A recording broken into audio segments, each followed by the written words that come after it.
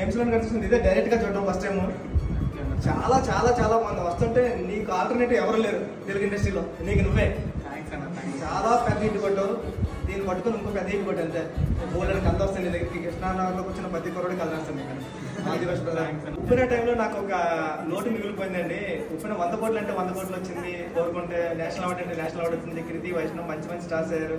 నేను విజయ్ సేతుపతి గారిని కోరుకుంటే విజయ్ సేతుపతి గారు వచ్చారు. కానీ నేను ఈయన్ని ఫస్ట్ టిక్ టాక్ లో చూసి జయకృష్ణ గారిని ఈయన పిలిపిస్తే వీళ్ళ అమ్మగారు నాన్నగారు వీళ్ళ బ్రదర్ వచ్చారు. వచ్చి సార్ చదువుకుంటున్నాడు వద్దంటారా అంటే, పర్లేదు చేస్తే బాగుంటుంది అంటే చేశాడు. కానీ ఒక్కడికి 100 సినిమాలు చేస్తాడు అందులో ఒప్పుకునే తర్వాత చేయలేదు. ఆ లోటు ఒకటి ఉండిపోయింది. జయకృష్ణ నువ్వు వస్తుంటే థియేటర్ పగిలిపోతుంది, నిజంగా చాలా ఆనందంగా ఉంది పొడిసాం అంతే. ఏమంటున్నా అంటే పట్టుకుంటుంది ఏమన్నా అంటే జయకృష్ణ ఇప్పుడు 100 సినిమాలు చేస్తాడు, నేను చేయలేదండి జయకృష్ణతో మౌలి చేశాడు. మౌలి ఇటు నాకు నీ కొట్టినట్టు ఉంది, ఇటు హ్యాపీ హ్యాపీ హ్యాపీ.